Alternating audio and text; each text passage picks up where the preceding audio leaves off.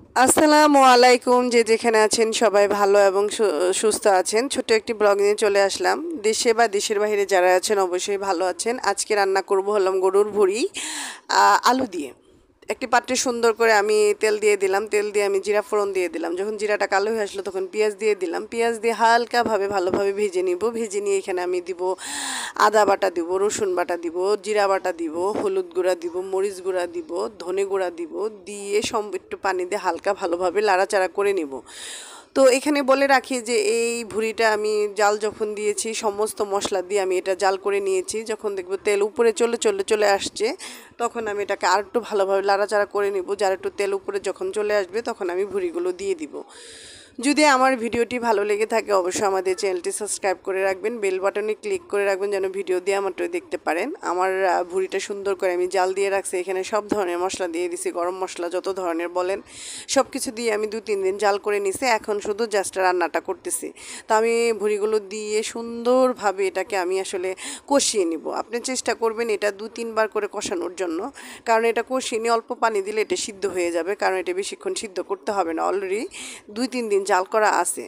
তো আমি এটাকে ভালোভাবে লাড়াচাড়া করে নিতেছি। দেখবেন যে লাড়াচাড়ার একটা পর্যায়ে নিচে লেগে লেগে যাওয়া ভাব যদি মনে করেন যে লেগে লেগে গেছে তখন এটা পানি দিয়ে পরিবেশন করবেন। তো ভুড়ি অনেকে অনেক রকমভাবে খান, তা আমার কাছে মনে হয় যে আলু দিয়ে ভুড়ি খেতে অসম্ভব মজা লাগে। আমি আলু দিয়ে সবসময় ভুড়ি খাই।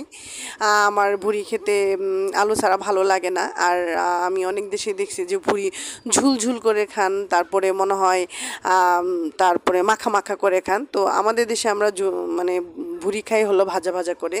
তো আমার সুন্দরভাবে কষিয়ে আসছে, কষিয়ে যখন আসবে তখন দেখবেন লাল হয়ে আছে তেলটা, তখন আমি আলুগুলো দিয়ে দিব। আলুগুলো দিয়ে ভালোভাবে লাড়াচাড়া করে নিব। লাড়াচাড়া করতে যায় দেখবেন যে একটু লেগে লেগে যাচ্ছে, তখন ভালোভাবে একটু লাড়াচাড়া করবেন, দেখবেন যে কোনো সমস্যাই হবে না। তো আমার লাড়াচাড়া করে আমি ঢাকনা দিয়ে ঢেকে দেবো, 5 মিনিট একটু দমে রাখবো। দমে রাখার পর এটাকে আমি ভালোভাবে পানি দিব, পানি দিয়ে আমি লাড়াচাড়া করে নিব।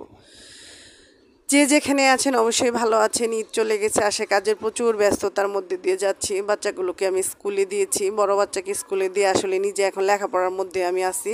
তো এই যখন আমি দেখব যে আমার একটা কষা হয়ে আসছে, আমার পানি একটু কমে আসছে, তখন আমি কাঁচামরিচ দিয়ে দেবো। কাঁচামরিচ দিয়ে একটু লাড়াচাড়া করে নিব। আর একটু যখন পানি কমে আসবে তখন আমি এটাকে হালকা চুলার উপর থেকে ভাজা ভাজা করে নিয়ে নামিয়ে পরিবেশন করবো। এখন আমার রান্না কমপ্লিট। সবাই ভালো